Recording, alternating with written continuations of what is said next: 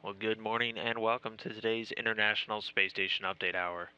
You're joining us here at the Johnson Space Center in Houston, Texas, inside of the International Space Station Flight Control Room, where the Orbit 2 team is currently on console, monitoring all of the respective systems on board this orbiting laboratory. That team today is being led by Flight Director Ron Spencer, there on the right. Joining him at the Capcom position, serving as the communication link between teams here on the ground and the astronauts up in space, is NASA astronaut Clay Anderson. And those astronauts right now are the crew of Expedition 32. They're being led right now by Russian cosmonaut Gennady Padalka, currently on his fourth space flight. You can see him there in the middle. To the left is his fellow Russian cosmonaut Sergei Revin on his first flight on board the International Space Station. And on the right, NASA astronaut Joe Acaba, his second flight, previously flying on the shuttle mission STS-119.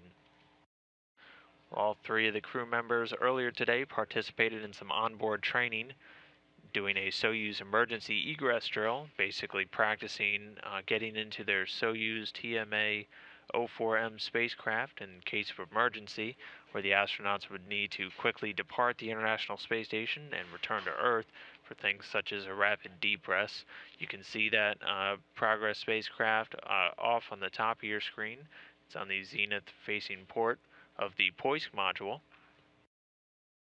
So all the astronauts participating in that today and being walked through the procedures by teams here on the ground. Moving on, Commander Padalka also spent a few hours today doing a cabin fan assembly removal and replacement activity on the ATV-3, which is the unmanned cargo craft built by the European Space Agency, also currently docked to the International Space Station.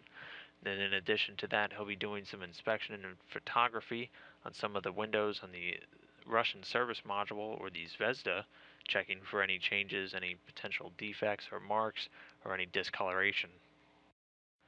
Moving on, our second Russian cosmonaut Sergei Revin is stowing some items today inside of that 47 Progress vehicle, which will be undocking a little bit later this month and then redocking, testing out a new core system for the automated docking that these unmanned cargo crafts use.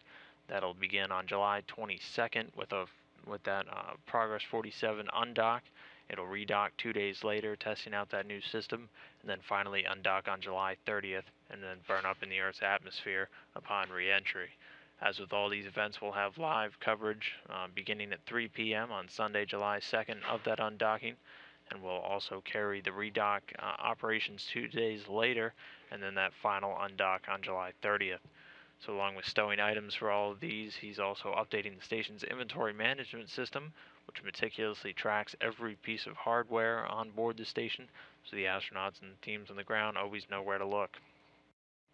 And our third Expedition 32 crew member, Joe Acaba, the NASA astronaut, was doing some air sampling earlier today with the air quality monitor, checking the astronauts' breathing air.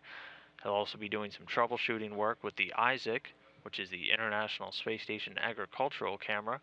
A laptop that is used to control that recently failed, so he'll be going through some steps along with specialists here on the ground to figure out what just went wrong.